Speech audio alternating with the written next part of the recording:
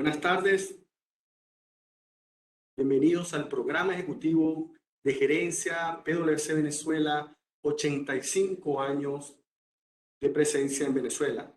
Hoy estaremos con un invitado de lujo, el doctor Xavier Gimbert, quien nos estará comentando su publicación Gestionar estratégicamente, claves para tomar decisiones en la era de la incertidumbre.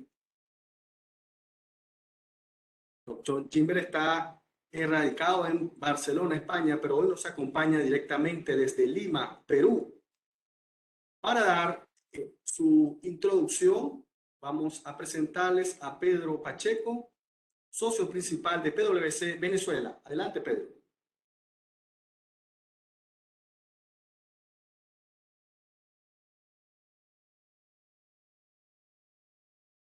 La octava presentación del programa ejecutivo de gerencia PwC Venezuela, grandes autores contemporáneos, y tendremos como invitado a Xavier Gimbert, quien nos estará dando una ponencia sobre gestionar estratégicamente.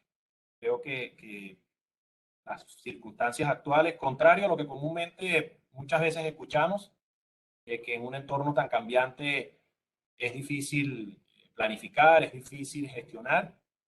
Creo que es todo lo contrario. En la medida en que las circunstancias y el entorno es más adverso, más requerimos de herramientas y de habilidades y competencias como las que va a estar esta tarde de hoy compartiendo con nosotros Xavier.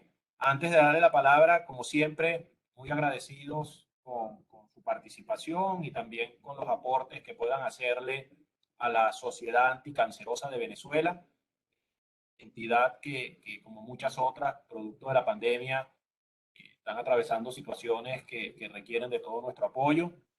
Allí resaltar la labor de Nelson Río, director también de la Sociedad Anticancerosa de Venezuela, quien nos ayuda en toda la logística y contacto con estos grandes autores contemporáneos.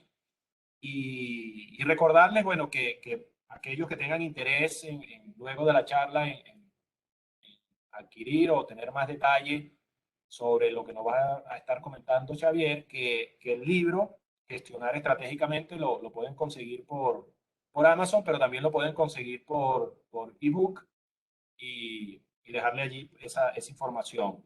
Sin más, entramos en materia. Nuevamente, muchas gracias en este octavo encuentro y disfrutemos de esta extraordinaria charla.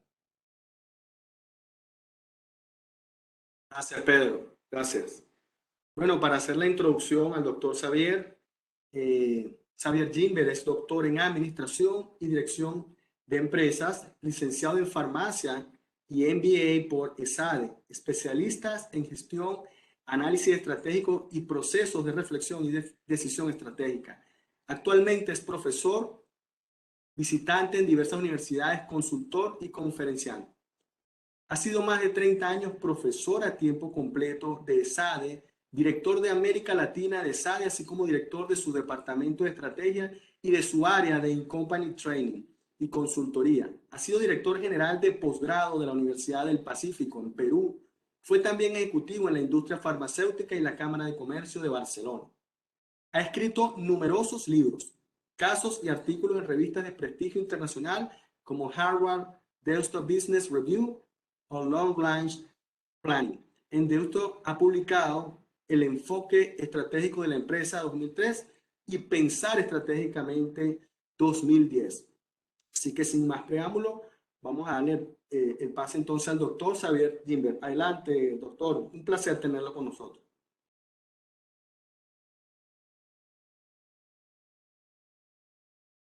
Muchas gracias. Muchas gracias. Para mí es un gran gusto estar aquí y compartir esta conferencia y esta hora y media o más o menos. La conferencia durará una hora aproximadamente. Voy a compartir pantalla para tener la presentación. Vamos a hablar, como se ha dicho, de estrategia, de cómo gestionar estratégicamente en momentos de absoluta incertidumbre como los actuales, ¿no? Como ha dicho Pedro, realmente cuanta más incertidumbre, más necesidad de estrategia, porque si no se toman decisiones, pues una empresa va realmente a desaparecer rápidamente. Voy a presentar primero el menú, la agenda de lo que vamos a tratar. Es difícil, obviamente, este es un libro que en papel tiene casi 500 páginas, es difícil, obviamente, presentarlo todo, pero yo creo que voy a centrarme, digamos, en el esquema que puede ser más interesante y más posible de dar en una hora de conferencia. Voy a tratar de cómo la disrupción, ¿no? el estado de absoluta incertidumbre en el que estamos, influye en la estrategia y cómo influye en dos grandes apartados de la estrategia. Cómo influye en el proceso de decisión y cómo influye en el contenido de la decisión, ¿no?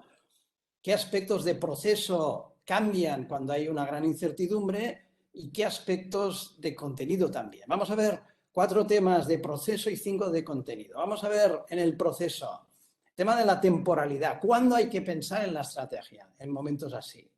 2, vamos a ver cómo afecta esto en la organización en cuanto a la estrategia, el tema de la combinación organización-estrategia, cómo queda el tema de la organización.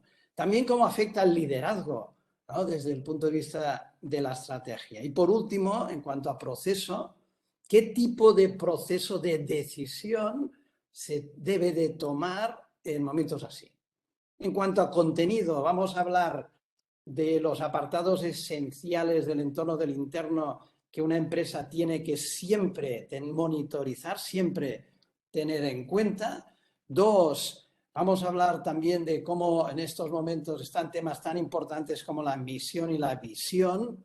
Vamos a ver la necesidad de estructurar en momentos de incertidumbre. Vamos a ver cómo los modelos estratégicos son los medios de estructurar. Y por último, a través de un modelo estratégico muy sencillo, porque realmente no tenemos mucho tiempo, pero uno muy sencillo, vamos a ver 3 opciones por las que una empresa puede llegar a tener un océano azul, que quiere decir no tener competencia. Entonces, el menú es la agenda de lo que vamos a tratar hoy. Estos 9 temas, 4 de proceso, 5 de contenido. Y hace años que hablábamos de entorno turbulento, de entorno VUCA, de disrupción. Hacía ya muchos años que se hablaba de estos tipos de entorno. Pero realmente aprendimos todos a nivel global, a nivel de todo el mundo, lo que quería decir disrupción, turbulencia, VUCA, desde que estalló la pandemia. La pandemia estalló más o menos muy poco tiempo de diferencia en marzo del año pasado en todo el mundo y fue eso, fue lo que quiere decir disrupción, que si vamos al diccionario, disrupción quiere decir interrupción brusca de algo, ¿no? Eso fue la pandemia, nos cambió la vida en todos los sentidos a todos y en todo el mundo. Y eso tiene un efecto en la estrategia.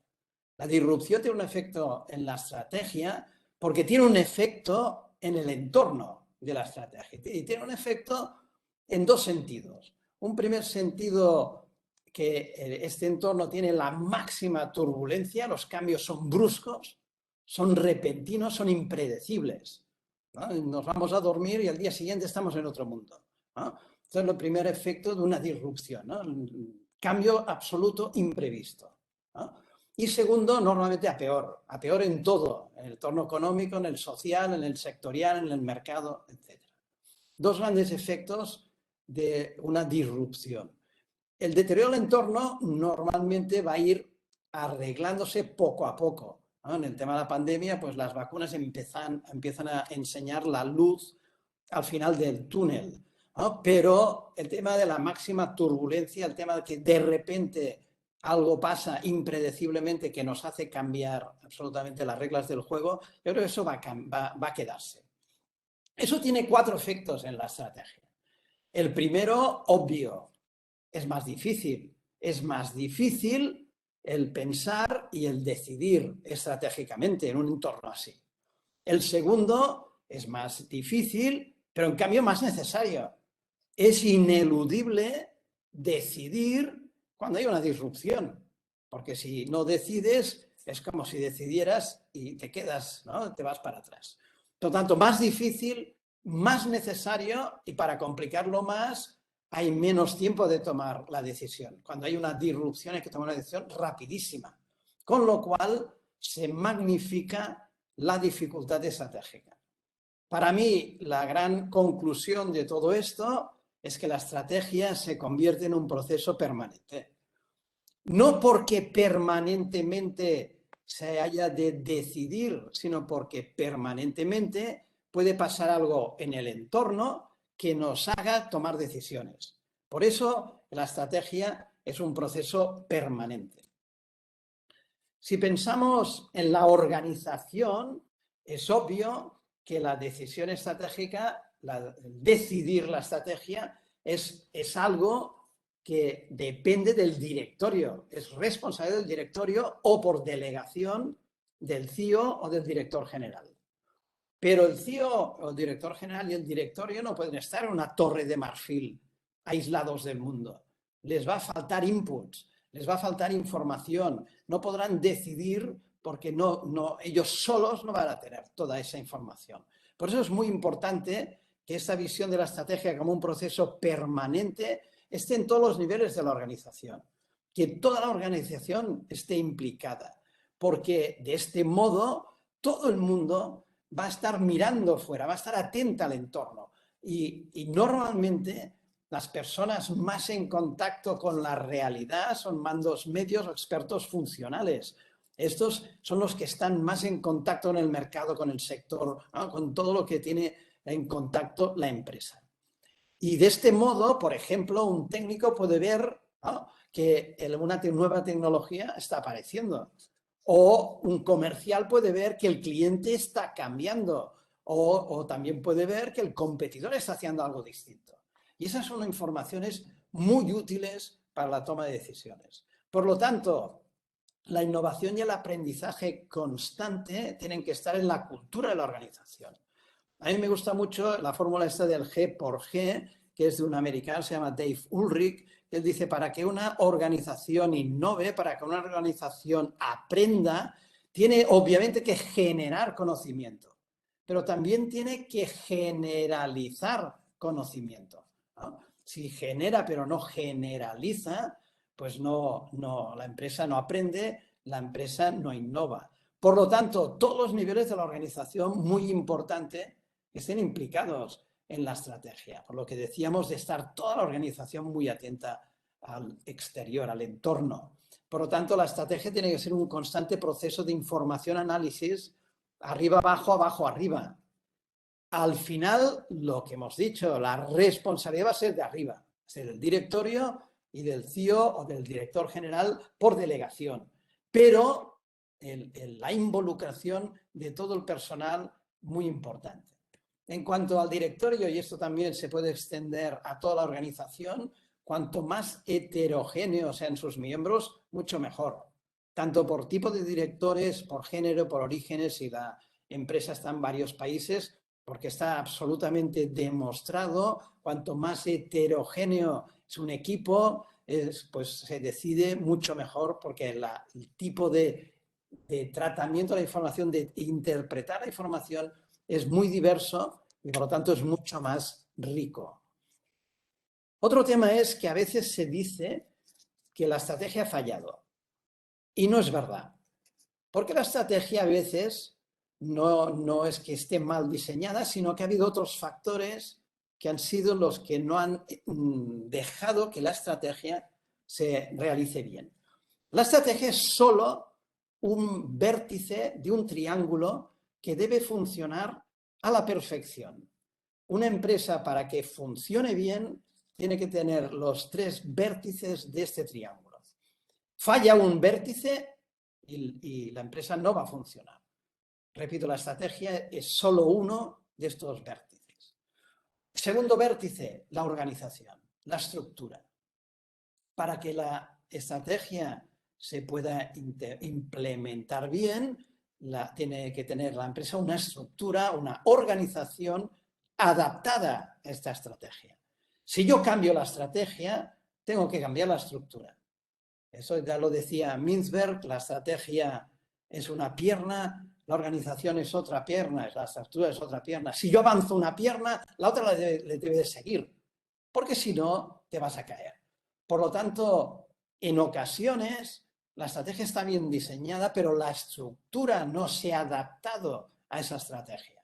Si yo en mi organización, en mi compañía, cambio la estrategia, pero veo que mi organización, mi estructura no está adaptada, no se puede adaptar a esa estrategia, no debo realizar esa estrategia. Esa estrategia nunca va a funcionar. Por estructura entiendo, ¿no?, todo el tema de organización, procesos, red de jerarquía y relaciones, personal, tecnología, infraestructura, resto de capacidades, cultura. Todo eso debe adaptarse a la nueva estrategia. No se adapta, fallará esa estrategia, no se podrá implementar bien. Tercer vértice, líder. Para que una estrategia realmente funcione, tiene que haber un líder que sepa implementarla, que sepa guiarla, que sepa motivar, que sepa escuchar, que sepa estar allí en momentos difíciles. Y mucho más se magnifica este papel del líder en momentos disruptivos, en momentos de incertidumbre. Ahí aún necesitas un líder mucho más fuerte, mucho mejor, ¿no? Por lo tanto, ¿qué necesitamos? Necesitamos líderes honestos, responsables, apasionados. Sin pasión no hay excelencia. Resilientes, mucho más en épocas como esta, con capacidad de diálogo, con carisma, con humildad, con visión, con pensamiento estratégico, que sepan escuchar, que comuniquen bien, que motiven, que transmitan confianza.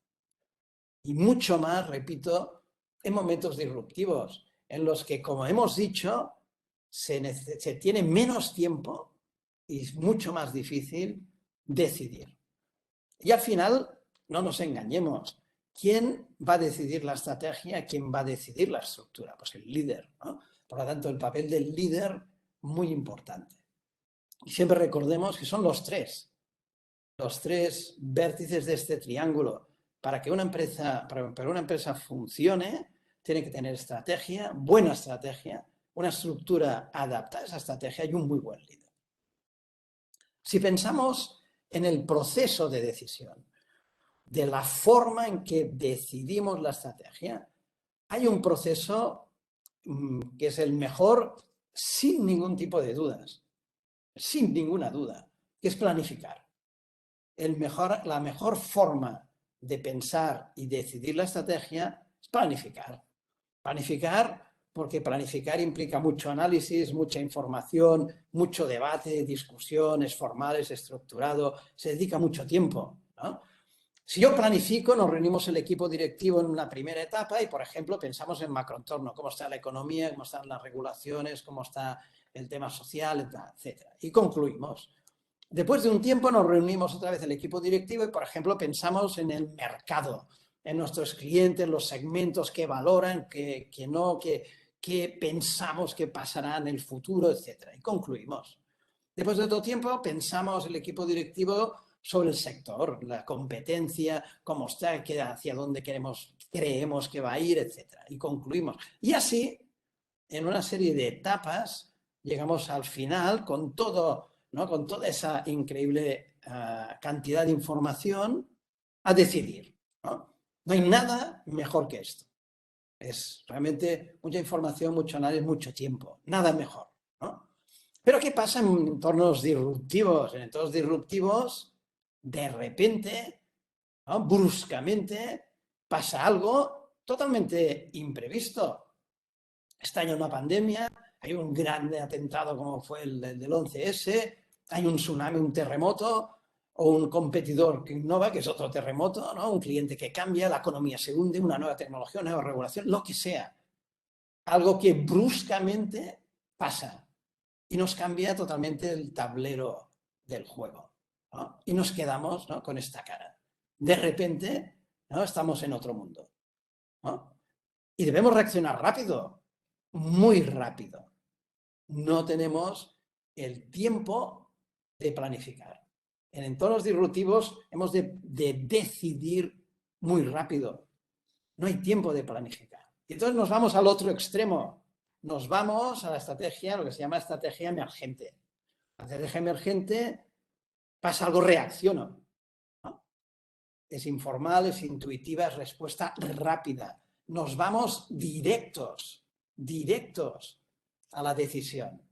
Nos vamos directos a la decisión porque no hay tiempo que esperar, ¿no? No hay tiempo para pensar en todo lo que quisiéramos pensar y pensamos en la planificada. Obviamente, en momentos disruptivos es mucho más estrategia emergente. En momentos disruptivos es mucho más, pasa algo tengo que decidir, ¿no? Lo cual es una pena, porque la estrategia planificada me estructura, la estrategia planificada me da un conocimiento absoluto, tengo clarísimo lo que es clave para mí del entorno, que es clave para mí del interno, y eso me da una fuerza y una garantía al momento de decidir enorme. Entonces es una pena que no tengamos el tiempo de realizar la estrategia planificada, ¿no? En el caso de las disrupciones. Esto ya lo decía hace más de 60 años Eisenhower, el que fue presidente de Estados Unidos. Él decía, los planes son inútiles, pero la planificación lo es todo, en el sentido de que un plan, una estrategia, aunque sea 10 años, te puede durar 2 días. Porque aunque es a 10 años, pero mañana viene una pandemia o viene algo disruptivo y me cambia absolutamente la hipótesis sobre la cual yo edifiqué esa estrategia. Por tanto, puede durar 2 días un plan. Pero el cambio, el haber pensado en ese plan, me da la capacidad de reaccionar rápido, de decidir, porque lo tengo todo bien claro. Al haber planificado, sé lo que es clave del entorno, del interno, la situación, y puedo decir rapidísimamente, ¿no?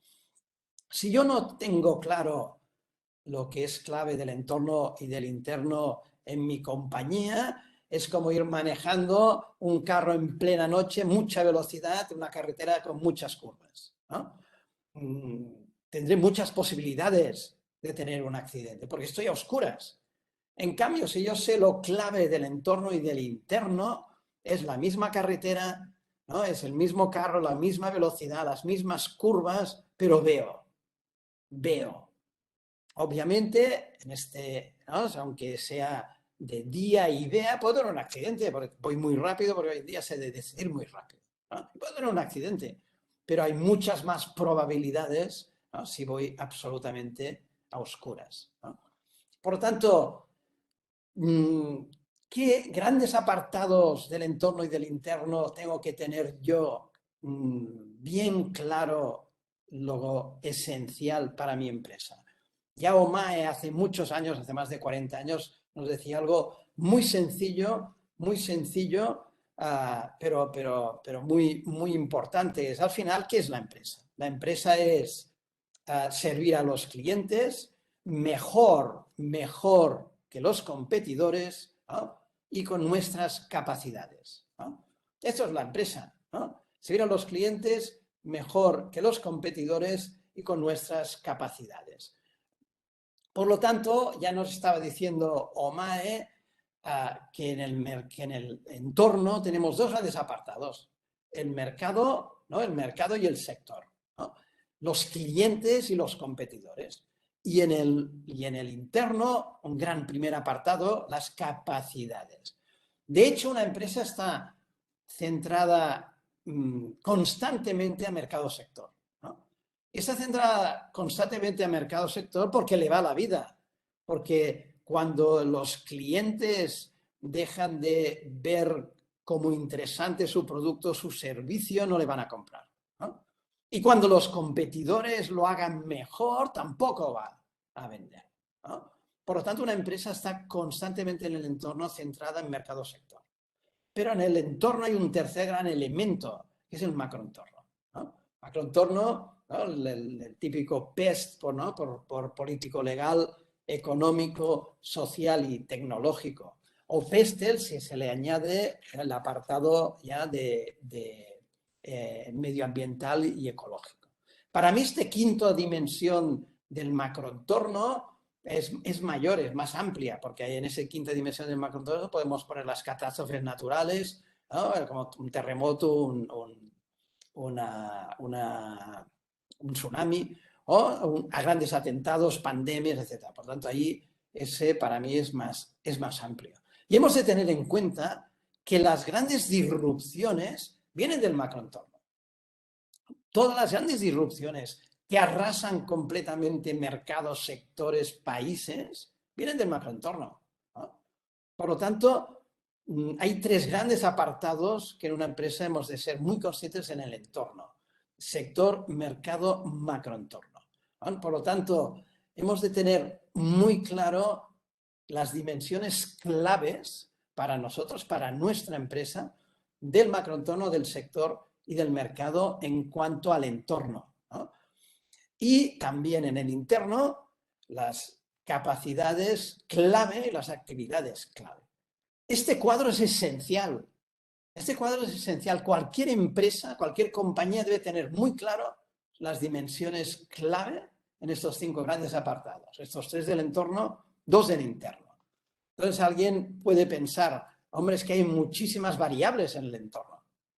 Es cierto, hay muchísimas variables en el entorno, en el macroentorno, en el sector, en el mercado. Pero la buena noticia es que hay muy pocas variables clave para la empresa en cada uno de estos apartados. Muy pocas, porque por eso aquí no he dejado grandes, ¿no?, para poner una lista de muchísimas dimensiones, ¿no? Muy pocas, son muy pocas.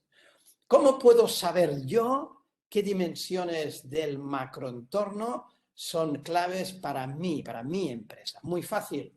Las dimensiones del macroentorno, del sector, del mercado, del entorno en general, que cuando cambian, yo he de cambiar la estrategia, esas son las claves. Y esas son muy pocas. Hay muy pocas variables en el macroentorno para una empresa y en el sector y en el mercado, en todo el entorno, que cuando cambien, la empresa ha de cambiar la estrategia. Esas son las que tiene que seguir, esas son las que tiene que tener aquí. Y lo mismo pasa en la empresa. En la empresa se hacen muchas actividades, muchos departamentos, muchas actividades, muchas capacidades, pero muy pocas son clave. Muy pocas actividades son clave, muy pocas capacidades son clave. Eso lo dejo para la parte final de esta presentación, de esta conferencia, en la cual veremos cuáles son, cómo puedo saber yo qué actividades son clave para la empresa. Por lo tanto, como son muy pocas, las puedo conocer y las puedo seguir, tanto en el entorno como en el interno. Si pensamos en 2 apartados importantísimos para una empresa, como es visión y misión, son 2 conceptos muy importantes para una empresa. Hemos de tener en cuenta que la actitud, la ambición, la pasión, el inconformismo con que los afrontemos es importantísimo. Es lo mismo que pasa con los grandes deportistas. Los grandes deportistas no son los mejores genéticamente, son gente que obviamente genéticamente está bien preparada, pero son los que han tenido más ambición, más pasión, más inconformismo, los que llegan arriba. Lo mismo con la empresa. Hemos de pensar que conceptos como la misión, la visión y luego por delegación viene después la estrategia. Cuanto más ambición tengamos, cuanta más actitud, más pasión, más inconformismo, más opciones de tener ventajas competitivas vamos a tener. Antes de meternos un poquito más, definir un poco misión, ¿no? Misión es a qué me dedico, ¿eh? ¿Cuál es mi negocio? Si yo preguntara aquí a la audiencia que si yo hago esto, ¿no?, ¿cuál podría ser mi misión? Estoy seguro la mayoría, porque lo he hecho alguna vez, la mayoría diría, pues yo fabrico botellas de vidrio. Esa sería mi misión, ¿no? Y está bien, es una buena definición de misión, pero es incompleta. Y es incompleta porque solo se dirige a una parte de lo que estoy haciendo. Para que no me pase esto, una buena forma de definir la misión es el concepto de negocio de Abel. El concepto de negocio de Abel es muy sencillo, pues son 3 preguntas muy sencillas, pero muy completo porque me hacen que me defina perfectamente la misión. Son 3 preguntas muy sencillas. ¿Qué necesidades quiero satisfacer en mi negocio? ¿A quiénes? Porque pueden ser varios segmentos, las quiero satisfacer y cómo, con qué tecnología, con qué know-how las quiero satisfacer. Estas 3 preguntas me marcan, ¿no? Me delimitan muy claramente cuál es mi misión, ¿no? Es como un marco de un cuadro, como un marco de una fotografía. Lo de dentro del marco es mi negocio, lo de fuera no es mi negocio. Y repito, estas 3 preguntas muy sencillas me marcan perfectamente cuál es mi negocio. Y me fuerzan a que sea una definición completa, que no sea una definición completa como la que decía anteriormente con las botellas de vidrio. También puedo ver la misión no solamente como un cuadro, como un marco, sino como un cuadrilátero, porque me va a decir con quién me voy a pegar. Me voy a pegar con las empresas que tienen la misma misión que yo. Y por eso necesito la estrategia, porque si con la estrategia no soy mejor que las otras empresas, pues voy a quedar en la lona empresarial. Volviendo al ejemplo anterior, antes habíamos dicho fabricar botellas de vidrio, si nos preguntamos las 3 preguntas, ¿cuáles serían las respuestas? Las respuestas serían, ¿qué necesidad estoy satisfaciendo si envaso? Perdón, si fabrico botellas de vidrio, pues envasar, ¿no? Obviamente estoy satisfaciendo la necesidad de envasar. ¿A quiénes? Aquí tenemos muchas posibilidades, muchos posibles rubros, muchos posibles segmentos a los cuales puedo satisfacer la necesidad de envasar, por ejemplo, el sector vinícola, el lácteo, gaseosas, aceite, etcétera, ¿no? ¿Con qué tecnología envaso para estos sectores? Si hago esto de aquí, pues, hombre, obviamente, vidrio. En la primera definición que dábamos, ¿no? Fabrico botellas de vidrio, solo estábamos en el cómo, solo estábamos en la tecnología. Por eso era una definición incompleta, ¿no? Porque solo estábamos en el cómo.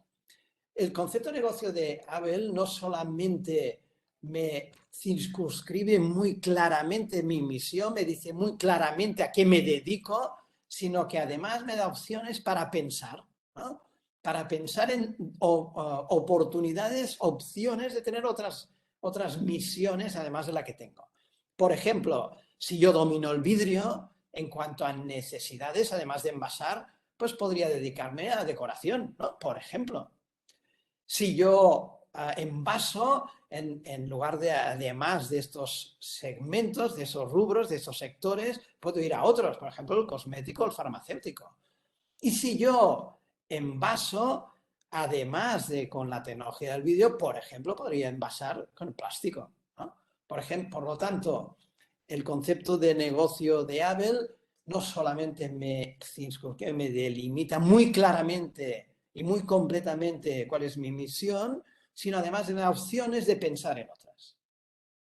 Y además la misión es la primera forma que tiene una empresa para conseguir un océano azul.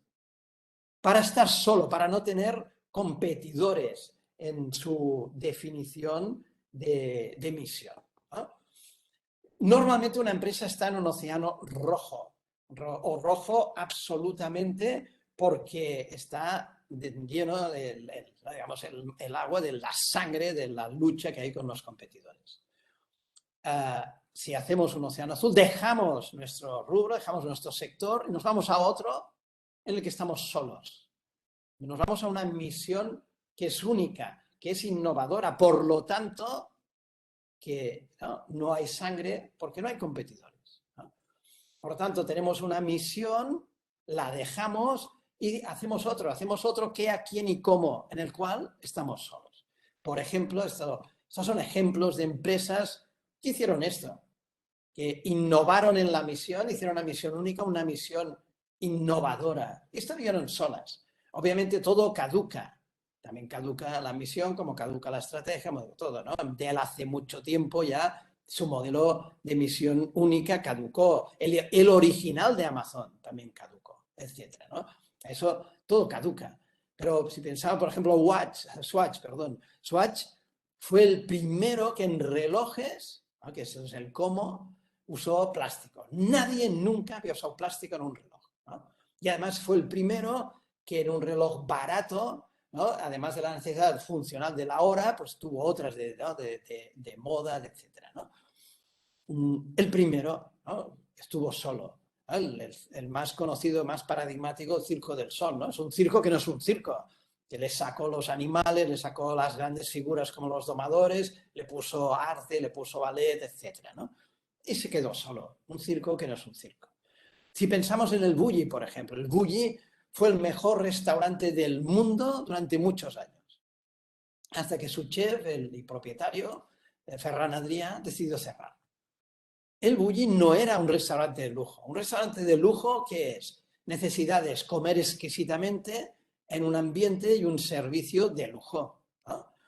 Dos, el cómo, materia prima de primerísima calidad, un servicio muy profesional, un entorno de lujo. ¿Y a quién se dirige? Hombre, gente de distintos perfiles, mucha capacidad adquisitiva. ¿Qué hizo Ferran Adrià? Ferran Adrià empezó en el cómo. Ferran Adrià empezó por I+D, cerraba medio año cada año para investigar. Medio año cada año, restaurante cerrado. Investigaba, desarrolló tecnología de utensilios y alimentos, ¿no? Por ejemplo, tenía la técnica del humo, la técnica del destilado, la técnica del nitrógeno líquido, la técnica de la esterificación, de la encapsulación, de la liofilización, ¿no?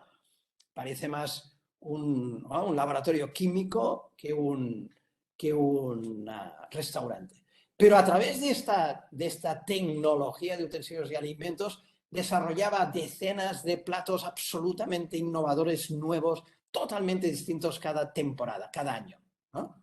Y eso hizo que la necesidad cambiara. Nadie iba a comer, la gente iba a experimentar, ¿no? A través de la comida, pero a experimentar, ¿no? Como si fueran una montaña rusa, experimentar. A través de la comida, repito, pero experimentar, ¿no? Tanto es otra necesidad, esta era otra, ¿no?, misión única, innovadora. También aquí hay muchos perfiles, poder adquisitivo aún mucho mayor, ¿no?, que en el caso anterior. 2 millones de lista de espera tenía el Bulli, ¿no? ¿Por qué? Porque era algo único, ¿no?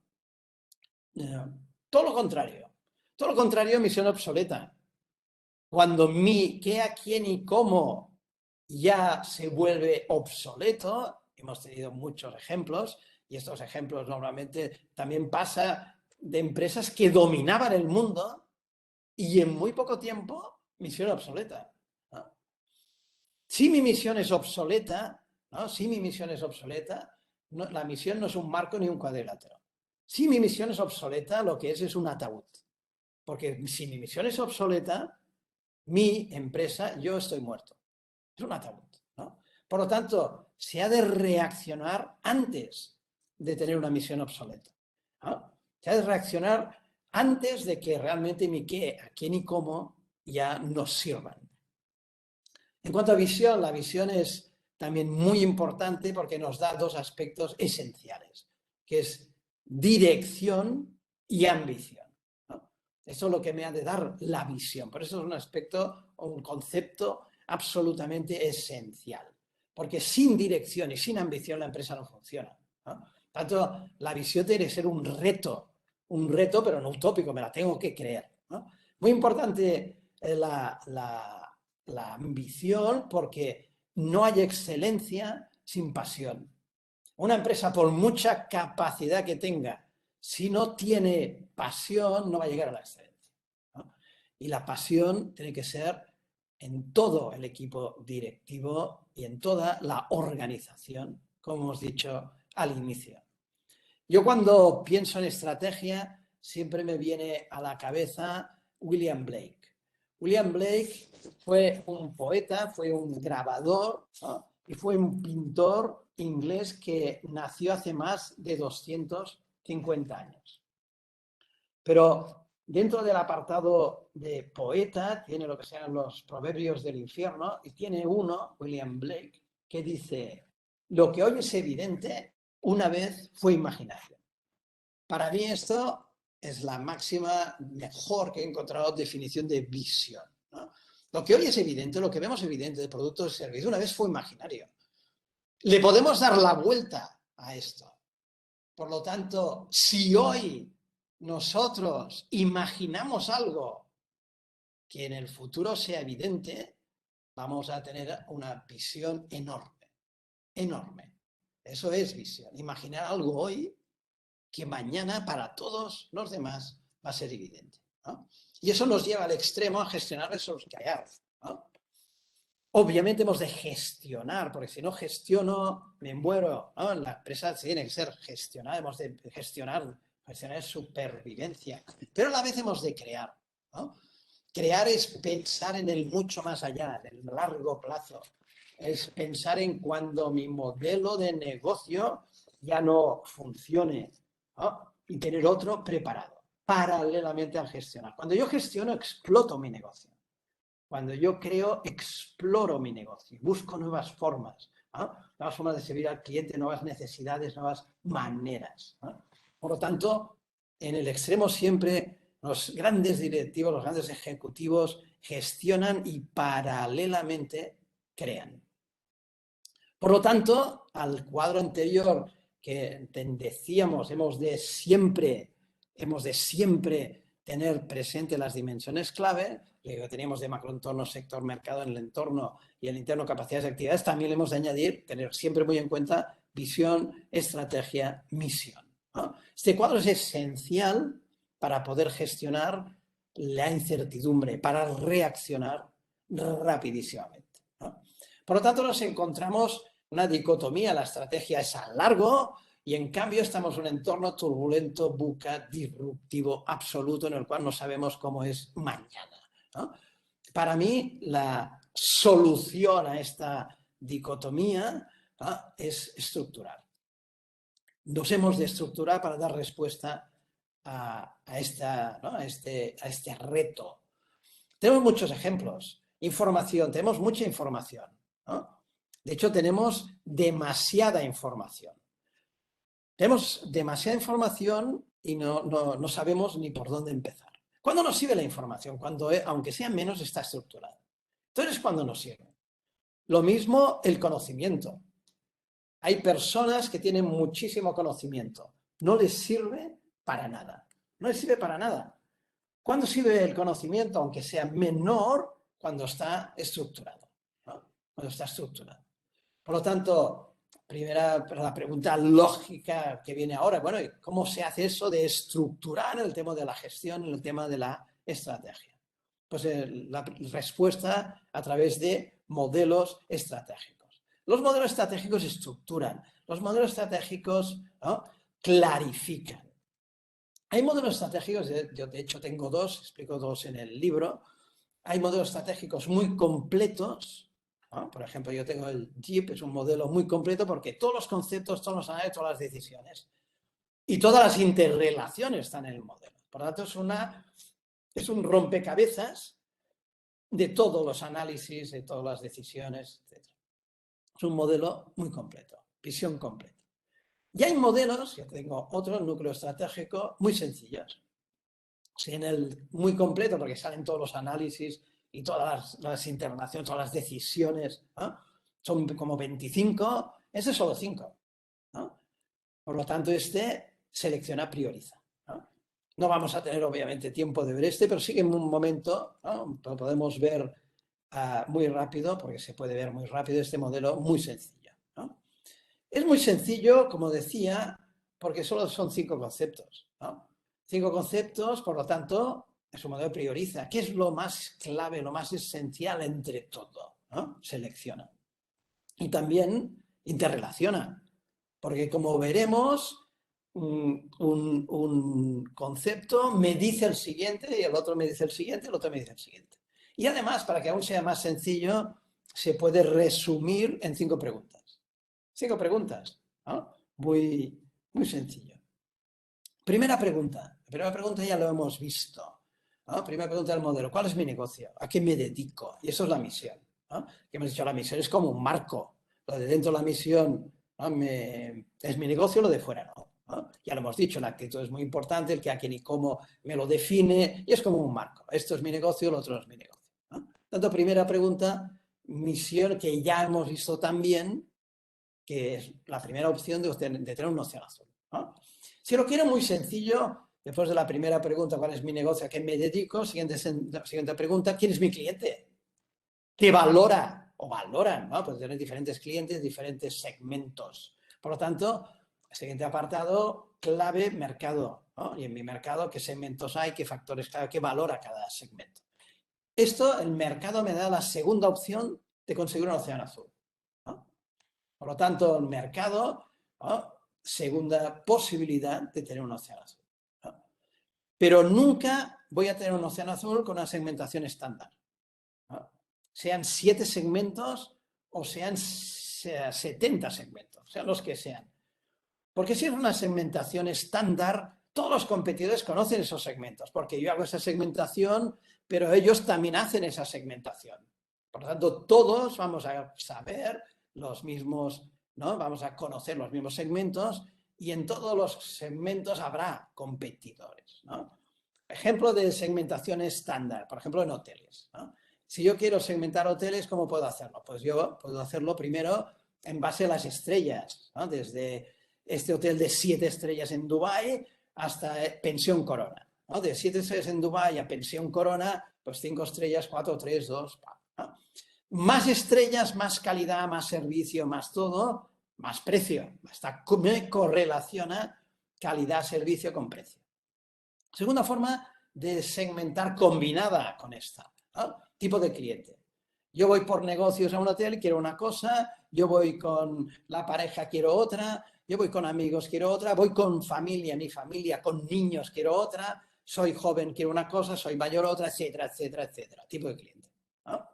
Combinada con la anterior. Tercera forma de segmentar, combinada con estas dos, ubicación. En ciudad quiero una cosa, en playa otra, en montaña otra, ¿no?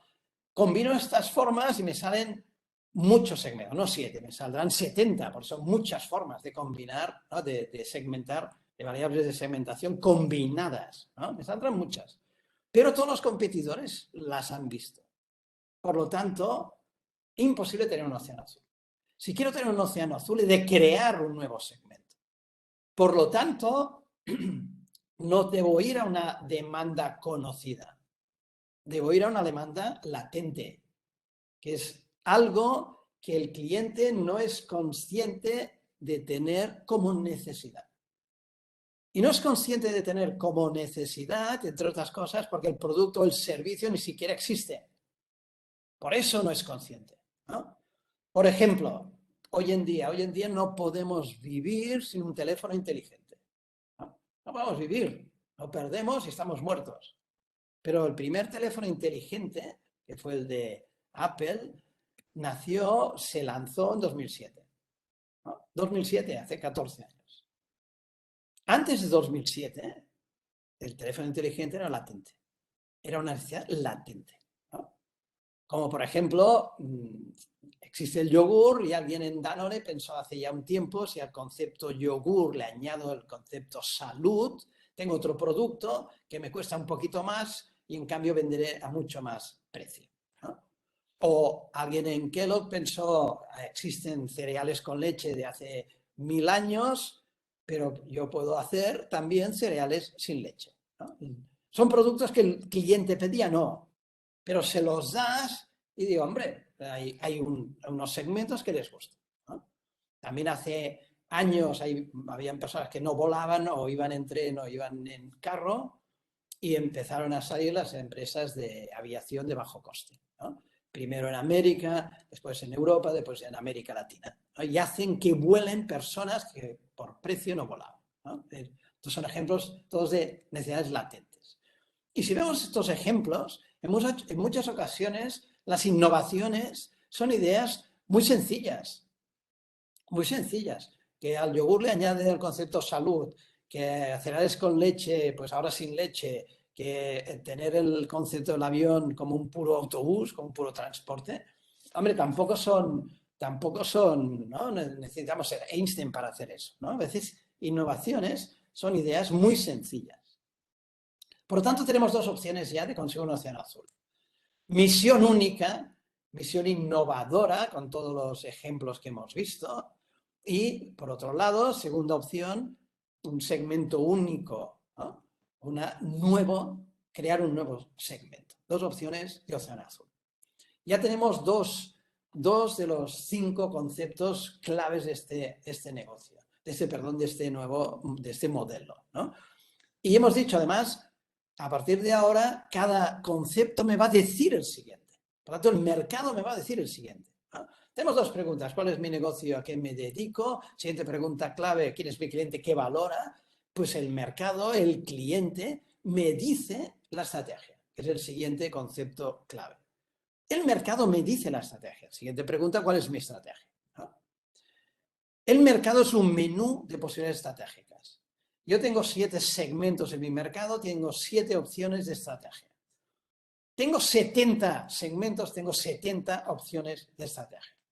Porque yo voy a un segmento, tendré que hacer una estrategia, voy a otro, voy a hacer otra estrategia, etc. Porque me piden, valoran, demandan cosas distintas. Les tengo que dar cosas distintas a los clientes de cada uno de los segmentos. Por ejemplo, este segmento valora, demanda, factor clave, calidad, tecnología, marca. Eso es lo que demanda, valora ese segmento, ¿no? Factor clave. ¿Qué voy a hacer yo, empresa, como estrategia? Pues haré una estrategia de darle calidad, tecnología, marca, ¿no? Porque es lo que me pide, es lo que valora. Yo haré esa estrategia mejor que mis competidores. Voy a otro segmento, por ejemplo, que valora el cliente de ese segmento, innovación, diseño. ¿Qué estrategia voy a hacer yo como empresa? Pues innovación, diseño, porque es lo que me pide ese cliente y mejor que los competidores, ¿no? Voy a otro segmento que valora todo lo contrario, ¿no? Precio. Estos solo valoran precio. ¿Qué voy a hacer como estrategia? Las dimensiones de costo, porque esas personas quieren lo más barato posible, etcétera, etcétera. En tantos segmentos, tantas estrategias. El mercado me dice la estrategia, ¿no? Por ejemplo, voy a un segmento que demanda calidad, tecnología, diseño, marca. ¿Qué voy a hacer yo, empresa, como estrategia? Pues eso, calidad, tecnología, diseño, marca. Por ejemplo, si soy Audi. El cliente de Audi quiere mucha calidad, mucha tecnología, mucho diseño, mucha marca, ¿no? ¿Qué hace Audi? Dárselo. Eso es la estrategia de Audi, ¿no? Y procura hacerlo mejor que Mercedes, etcétera, etcétera, ¿no? Y aquí hay más segmentos que uno solo, ¿no? En este segmento que demanda calidad, tecnología, diseño, marca, porque hay personas de 50, personas de 20, personas con 5 hijos, personas con 0, personas que gustan la montaña y personas que no. Pero la lógica es la misma, 50 años, 4 hijos, montaña, un modelo, 20 años, nada de hijos y deportivo, otro modelo, ¿no? En la misma lógica, el cliente, el mercado me dice la estrategia, ¿no? Yo voy a un segmento que valora más precio, quiero una cierta calidad, tecnología, marca, pero valora más precio que le voy a dar, pues una menos calidad, tecnología que antes, porque voy a ir más a dimensiones de costo. Y con Skoda sigo siendo el grupo Volkswagen, pero hago otra estrategia por otro segmento. Y si voy a un segmento de extremo lujo, le voy a dar extremo lujo con Bentley y sigo siendo el grupo Volkswagen. Por eso el grupo Volkswagen tiene muchas marcas, porque va a muchos segmentos, de hecho va a todo el mercado. Como voy a todo el mercado, tengo muchas estrategias, necesito muchas marcas para ir a todo el mercado. Lo mismo que Accor en hoteles. Accor en hoteles hoy en día tiene 37 marcas Accor, ¿no? 37 cadenas de hoteles. ¿Por qué? Porque quiere ir a muchos segmentos. Cada marca, cada cadena de hotel va dirigida a un segmento del mercado. Y tiene marcas desde que sean económicas, como por ejemplo Ibis, a extremo lujo, por ejemplo Sofitel. Por lo tanto, ya tenemos 3 de los 5. ¿Cuál es mi negocio? ¿Quién es mi cliente? ¿Qué valora? Y esto me dice la estrategia. La estrategia me dice otro concepto absolutamente esencial. La estrategia me dice que en la empresa me la juego en muy pocas actividades, en muy pocas áreas, en muy pocos departamentos, como ya habíamos dicho antes, ¿no? Por lo tanto, la pregunta, ¿cuáles son mis actividades, mis departamentos, mis áreas claves? ¿Dónde me la juego? Me la juego en muy pocos. Y me lo dice la estrategia, ¿no? Y eso es muy importante porque, repito, en la empresa hacemos muchas áreas, tenemos muchas áreas, muchas actividades, muchos departamentos. Pero claves son 1, 2 o 3, no más, ¿no? Y me la juego allí. Allí, en estas áreas, en estas actividades, debo ser el mejor. Debo ser mejor que mis competidores. Pero no en todas, porque nadie puede ser el mejor en todos. ¿Quién puede ser el mejor en todos? ¿No? Tanto muchas áreas, muchos departamentos, muchas actividades, pero claves muy pocas van a ser 1, 2 o 3, no más, ¿no? La mayoría son no claves, ¿no? Y la compañía debe ser la mejor en esas claves, ineludiblemente, pero no en las demás. No lo necesita, ¿no? Porque, como hemos dicho, ¿quién puede ser el mejor en todo? ¿No? Nadie puede ser el mejor en todo. Ni los grandes, porque los grandes se enfrentan a grandes, ¿no? Demostración, la estrategia me dice la actividad clave. Por ejemplo, una dimensión estratégica mía es tecnología. Si una dimensión estratégica de mi estrategia es tecnología, una actividad que puede ser clave, normalmente va a ser clave, es I+D, porque en I+D radica, ¿no?, la formación de esa tecnología. Si mi actividad clave es calidad, una actividad clave podría ser operaciones, o podría ser I+D, depende de dónde venga esta calidad, ¿no? Si mi dimensión clave también es marca, pues mi actividad clave claramente va a ser marketing, porque marketing es la responsable de que mi marca esté posicionada, sea conocida más que los competidores. Por lo tanto, la estrategia me dice las actividades clave, ¿no? Y hay excepciones, en ocasiones una dimensión estratégica muy importante no hace clave en nada, ¿no? Por ejemplo, cobertura. Yo soy McDonald's o soy una empresa de comida rápida. La cobertura, tener muchas tiendas, copar todo el mercado, estar muy cerca del consumidor, del cliente, es clave. Pero eso no me hace clave nada, ninguna actividad. Porque lo clave no es la tienda, es tener muchas tiendas, tener 300, 3.000 tiendas, ¿no? No es la tienda, nada es clave. Por ejemplo, economía de escala. Economía de escala es una dimensión estratégica que da ventajas competitivas enormes, ¿no? Porque tengo menos coste unitario que los demás por tamaño, ¿no? Pero no me hace clave ninguna actividad, porque normalmente, si soy muy grande, voy a tener economía de escala en I+D, en compras, en producción, en logística, en marketing, en ventas, en todo, ¿no? Por lo tanto, no me hace clave ninguna actividad. Si mi estrategia es innovación, diseño, tecnología, marca, ¿qué actividades van a ser clave? Pues I+D por tecnología, innovación, diseño por diseño y marketing por marca. Por ejemplo, si soy Apple, ¿no? La estrategia de Apple es innovación, pues la primera la tableta, la primera de tal, siempre ha sido la primera hasta hoy, ya veremos después, ¿no? Todo el mundo dice Apple, diseño Apple. Si no tiene tecnología, no tiene todo lo anterior. Y vemos este logo y decimos, esto es innovación, esto es diseño, por lo tanto tiene marca. Por lo tanto, ¿dónde se la juega Apple? En I+D, diseño, marketing. Tiene que ser mejor que Samsung y que todos los demás en I+D, diseño, marketing. El día que no lo sea va a tener un problema gravísimo, ¿no? Gravísimo. En las demás no tiene que ser la mejor, porque ni Apple puede ser la mejor del mundo en todo, ¿no? ¿Tiene que ser la mejor en logística? No. ¿Debe ser mejor en operaciones? No, etcétera. No. Por eso, entre otras cosas, puede terciarizar todas esas áreas que no son clave, ¿no? Porque no tiene que ser la mejor, ¿no? Por lo tanto, ya solo nos queda uno y estamos ya acabando. Primera pregunta, ¿cuál es mi negocio? Segunda clave, ¿quién es mi cliente que valora? Esto me dice mi estrategia. Y mi estrategia me dice dónde me la juego, qué actividades son clave, ¿no? Y las actividades clave también me dice otro punto interno esencial, ¿no? Las actividades clave me dicen cuáles son mis capacidades clave, ¿no? La quinta y última pregunta. También muy importante, porque igual que yo no puedo tener todas las actividades de departamentos mejor que todo el mundo, no puedo tener todas las capacidades mejor que todos, ¿no? Tampoco, ¿no? Tampoco lo necesito.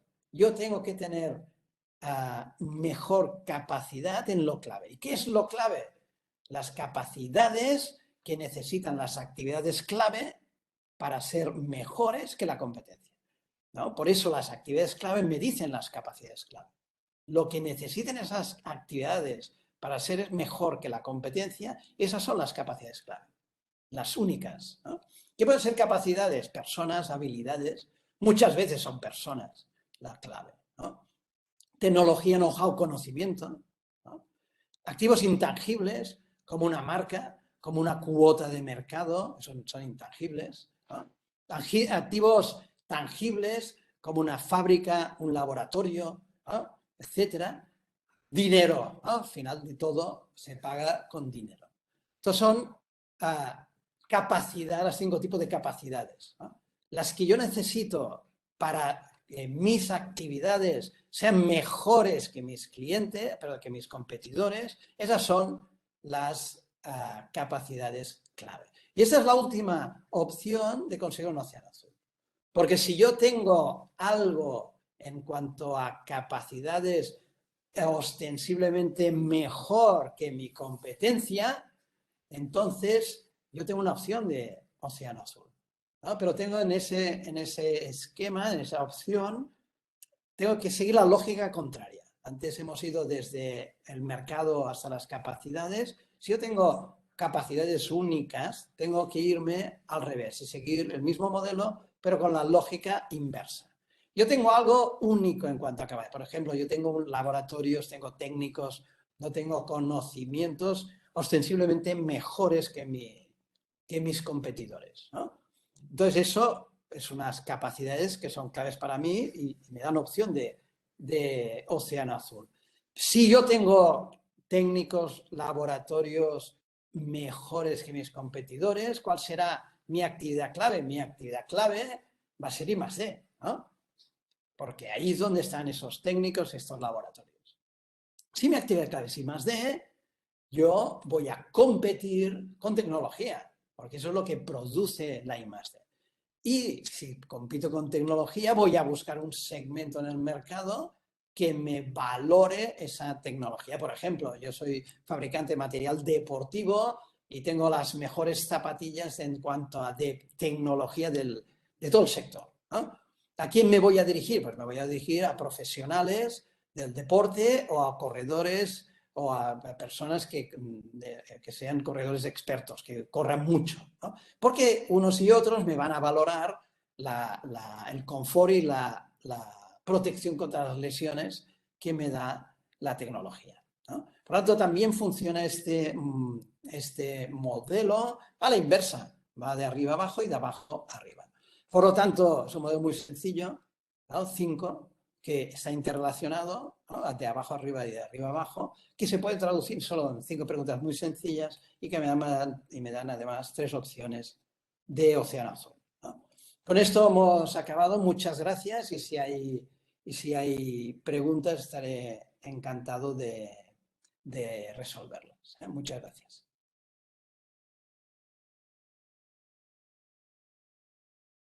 Muchísimas gracias, Javier.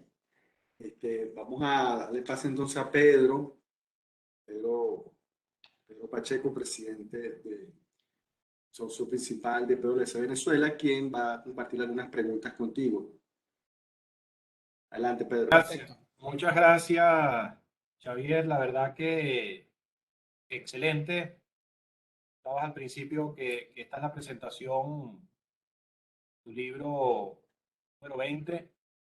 Y bueno, acá en Venezuela la máxima puntuación académica es 20 puntos. O sea, creo que coincide tu presentación número 20 con 20 puntos. Muy didáctica y muy completa, ¿no? Tenía algunos comentarios generales para compartir contigo. La frase de Peter Drucker de cuanto a que la cultura se desayuna a la estrategia todos los días. ¿Cómo trabajar la cultura en un entorno tan cambiante y una guerra por el talento, ¿no? O sea, más allá de países latinoamericanos que ya se está viendo una fuerte tendencia de la alta demanda que está teniendo Estados Unidos, Canadá, Europa, de talento, y eso nos va a complicar la situación a los países en condiciones desfavorables. Pero más allá de eso, cómo trabajar esa cultura que, como te digo, a veces el entorno es tan cambiante que es muy difícil mantenerla, ¿no? Es muy difícil crear una cultura corporativa. E incluso si le añades ahora el elemento teletrabajo, donde la distancia pues a veces no te ha permitido generar esas empatías y ese lenguaje, digamos, que no es escrito, que es visual, que es tan importante como el otro. Todo esto, pues obviamente que se vuelve en un cóctel interesante, ¿no? Para incorporarlo dentro de la estrategia. Entonces, te dejo allí para tus comentarios estas reflexiones que te acabo de señalar. Son temas realmente muy, muy importantes, todos los que has dicho, ¿no? Porque yo ya he dicho en la presentación que la estrategia per se, por sí sola, puede estar muy bien, pero si no tiene otras cosas, no funciona, ¿no? Y ya he dicho, he presentado el triángulo este, si la organización no se adapta, no funciona, si el líder no es bueno, no funciona, pero podríamos haber hecho hasta un hexágono, ¿no? Con todo lo que has dicho, ¿no? Porque es verdad, ¿no? Y yo tengo otro esquema, pero no me ha dado tiempo, tengo muchos más, ¿no? En este tiempo, pero un esquema en el cual la base de todos los conceptos claves son los valores, y los valores ¿no? por delegación llega a la cultura, ¿no? Pues la cultura vive de los valores que hay allí, ¿no? Y eso es la base de los conceptos, ¿no? Porque a partir de ahí viene la misión que decido qué hago y luego viene la estrategia, etcétera, ¿no? Por lo tanto, es verdad que la cultura es importantísima, ¿no? Mucho más en momentos así porque no sirve cualquier cultura, ¿no? Porque hay que tener culturas de esas de trabajo, de responsabilidad, de motivación, de adelante, etcétera, ¿no? Como también otro aspecto que has tocado y ligado con la cultura son las personas, ¿no? Y yo tengo clarísimo, en el libro dijo muy claro que entre dos organizaciones, ¿no? De hoy en día, dos fotos, ¿no? Una primera con una increíble estrategia, ¿no? Pero personas, organización, ¿no? Compuesta por personas que tampoco es que son muy, ¿no? Brillantes en muchos sentidos, ¿no? Y otra organización que no tiene estrategia hoy, pero que está compuesta por muy buenas personas de una cultura muy, muy, muy adecuada, es obvio cuál va a ganar, ¿no? Es obvio. Porque al final las empresas son personas. Y la estrategia sin personas no sirve para nada, ¿no? Porque la estrategia la hacen personas, la implementan personas. Por eso hay empresas que cuando se va el líder o se va el equipo directivo, realmente hay un bajón enorme, ¿no? Y entonces son tanto la cultura como las personas barra organización son elementos tan importantes como la estrategia, como tú has mencionado. O sea, es así. No puedes disociar estrategia a todo eso, ¿no? Y le influye constantemente, ¿no? Y le influye constantemente. Sin lugar a dudas y más en un entorno tan cambiante como el que estamos teniendo, ¿no? Porque tuvimos que adaptarnos al proceso de pandemia, pero ahora tenemos que adaptarnos a esa nueva realidad. En lo particular, y lo he comentado varias veces, yo creo que hasta por esquema mental no me gusta lo de nueva normalidad, porque mandamos un mensaje errado a nuestro cerebro. Yo creo que hay que hablarle claramente al cerebro y decir que esto es una nueva realidad donde las reglas son otras, donde los competidores son otras, y, y eso hace que indudablemente, y me gustó mucho que tú allí señalabas de la importancia de la pasión, ¿no? De la importancia de salir a ganar el juego, ¿no? Yo creo que si tienes esa voluntad de salir a ganar el juego, obviamente que tus posibilidades de éxito, como tú comentabas, más allá de la estrategia, se incrementan, ¿no? Y imagínate un director técnico diciendo al equipo, yo creo que este juego lo vamos a perder. O sea, terrible, ¿no? Pero en la realidad te los consigues, ¿no? O sea, ese tipo de dirección que tiene una estrategia muy buena, pero todos los días están lanzando un mensaje que desmotiva, que no apasiona y que obviamente pues la estrategia no puede hacer milagros si no está acompañada, como tú señalas, las personas. Y creo que es sumamente importante en un momento de disrupción tecnológica, ¿no? Donde muchas empresas creen que la tecnología va a solucionar todos los problemas y se olvidan del factor humano, ¿no? Él señalaba que obviamente que al final las empresas son personas, ¿no? Entonces, coincido 100% contigo. La verdad que me encantó tu presentación, muy completa, muy agradecidos. No sé, Manuel, si tienes por allí alguna pregunta que haya quedado en el tintero, pero diría que hasta en aras del tiempo quisiera abusar de Xavier. La verdad que muy agradecido de haber apartado este tiempo y bueno, me tranquilizó un poco el hecho de que lo estás haciendo desde Perú, porque la verdad que la mayoría de los invitados es desde España y la verdad que le añade un componente adicional el hecho de las 6 horas de diferencia, ¿no? Le deseamos muchos éxitos y una última pregunta, ¿tienes en mente algún otro libro? Esto es así como cuando la pareja tiene el primer hijo, le dicen, ay, ¿cuándo vas a tener la parejita? ¿Cuándo vas a tener el segundo, el tercero? Y igual es con los libros, ¿no? O sea, una vez que tienes uno, la pregunta obligada es, ¿y cuándo viene el próximo? Y si tienes en mente el tema, ¿no? No, de hecho, este es mi quinto libro. O sea, ya hace muchos años que escribo libros y este es el quinto, ¿no?